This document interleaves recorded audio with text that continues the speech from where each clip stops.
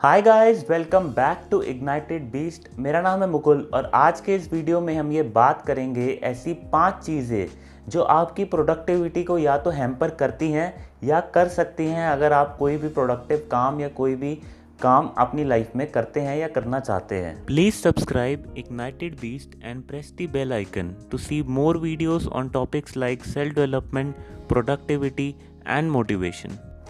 अगर आप भी अपनी प्रोडक्टिविटी को इम्प्रूव करना चाहते हैं तो इस वीडियो को ज़रूर पूरा देखें। तो इसमें पहला पॉइंट यहाँ पे ये आता है मल्टीटास्किंग। अब मल्टीटास्किंग, बहुत लोगों को ऐसा परसेप्शन रहता है माइंड में कि हम मल्टीटास्किंग करेंगे तो एक टाइम पे एक से ज़्यादा काम करेंगे। मल्टीटास्किंग का मीनिंग तो यही होता है कि एक टाइम पे एक से ज़्यादा काम करना, तो शायद हम ज़्यादा आउटपुट क्रिएट कर पाएंगे मल्टीटास्किंग की वजह से। लेकिन क्या एक्चुअली में ऐसा होता है? एक्चुअली में ऐसा होता है कि जो लोग मल्टीटास्किंग करते हैं वो एक्चुअली में कभी भी एक काम को फिनिश कर ही नहीं पाते।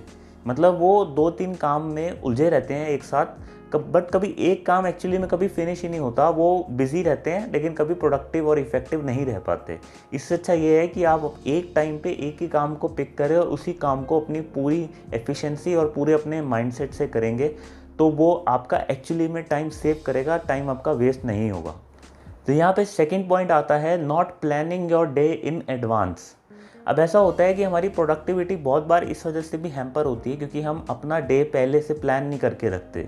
तो हमें आइडिया तो होता है कि ये काम करने हैं हमें, लेकिन एक्चुअली में जब हम काम करने बैठते हैं तो हमें ये याद आ जाता है कि ये वाला भी काम था जो हमने सोचा ही नहीं, तो उसके लिए टाइम हम अलग से निकालना पड़ेगा। जबकि अगर आप एक दिन पहले ही अपना काम प्लान करते हैं तो बहुत बारी ऐसा होता है, अनएक्सपेक्टेड इवेंट्स तो हमेशा हो ही सकते हैं लाइफ में, लेकिन बहुत बारी ऐसा होता है कि आप सारे काम आप प्लान कर लेते हैं कि ये काम हमें एक दिन में करने हैं, तो कभी बहुत कम चांसेस हो जाते हैं कि कोई काम मिस हो या फिर हमारा जो है टाइम ऐसा, जो हमने टाइम सोचा है एक काम को देना है वो उससे ज़्यादा टाइम उस पर लग जाए। तो अपने डे को हमेशा एडवांस में प्लान करके चलें।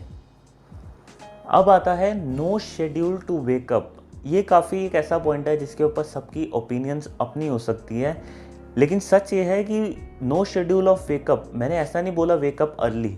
अब बहुत लोगों को इसमें ऐसा लग सकता है कि नो शेड्यूल ऑफ वेकअप का मतलब कि जो जल्दी नहीं उठ रहा वो इनइफेक्टिव है। ऐसा नहीं है, लेकिन ऐसा भी नहीं है कि जो लोग लेट उठते हैं या जो लोगों का शेड्यूल कुछ और होता है उनकी लाइफ में कोई शेड्यूल नहीं है, ये चीज़ गलत है। मतलब कि ऐसे बहुत सारे मिलेनियर्स और ऐसे बहुत सारे सक्सेसफुल लोग हैं जो सुबह 5 बजे सोते हैं, लेकिन वो रोज़ 5 बजे ही सोते हैं और रोज़ ऑलमोस्ट एक ही टाइम पे उठते हैं। इस वजह से वो अपनी लाइफ को प्लान कर पाते हैं, उनकी बॉडी को एक सिस्टमैटिकली जीने की आदत हो जाती है। तो इससे मैटर नहीं करता कि आप जल्दी उठ रहे हैं या आप लेट उठ रहे हैं, लेकिन कोई शेड्यूल तो ज़रूर होना चाहिए। ऑब्वियसली कभी कभी काम ज़्यादा या कम होता है तो टाइम डिफ़र कर सकता है, लेकिन अगर आपके लाइफ में कोई शेड्यूल ही नहीं है उठने का, मतलब अगर आप कभी भी उठ रहे हैं तो उससे आपकी प्रोडक्टिविटी ज़रूर हैम्पर होगी, क्योंकि आप कभी कुछ प्लान ही नहीं कर पाएंगे। क्योंकि अगर आप प्लान करते हैं तो आप यही सोचते हैं कि जो ऐसे काम हैं जो मैं भूल जाऊंगा या नहीं कर पाऊंगा, सबसे पहले वो काम उठने के बाद ही होते हैं, तभी उसकी इफेक्टिवनेस बनी रहती है और वो काम कभी मिस नहीं होते। लेकिन अगर आपके उठने का कोई शेड्यूल ही नहीं है तो फिर आप उसी टाइम पे उठेंगे जिस टाइम पे सिर्फ भाग करके ऑफिस या काम या फिर ट्यूशन पे जाना होगा, तो उसमें आप कभी भी कुछ अच्छे से प्रोडक्टिव नहीं हो पाएंगे। अब आता है ये point, using phone while doing the work. अब इसमें है क्या कि फ़ोन एक्चुअली में हमारे लिए एसेट होना चाहिए, लेकिन बहुत सारे लोगों के लिए ये एक डिस्ट्रैक्शन और उसका मोड ज़्यादा बन चुका है। जैसे कि बेसिक एग्जांपल, तो अगर आप स्टडीज़ के टाइम पे अपने पास फ़ोन रखते हैं तो आप डिस्ट्रैक्ट ज़रूर होंगे, लेकिन स्टडीज़ से ही सिर्फ एक एग्जांपल नहीं ले सकते हम। अगर आप कोई भी और काम कर रहे हैं जिसमें आपका फ़ोन इन्वॉल्व नहीं है, अगर फ़ोन इन्वॉल्व है फिर तो फ़ोन से दूर रहना पॉसिबल नहीं हो सकता, लेकिन अगर आप कोई भी ऐसा काम कर रहे हैं जिसमें आपका फ़ोन इन्वॉल्व नहीं है, तो अगर आपका फ़ोन आसपास है तो उसकी नोटिफिकेशंस और वो सब कुछ आपको परेशान ज़रूर करेंगे। तो आप बहुत अच्छा रहेगा अगर आप ये कोशिश कर सकते हैं कि कोई भी प्रोडक्टिव काम करते टाइम आप अपने फ़ोन को या तो दूर रखें या तो उसकी आवाज़ बंद रखें।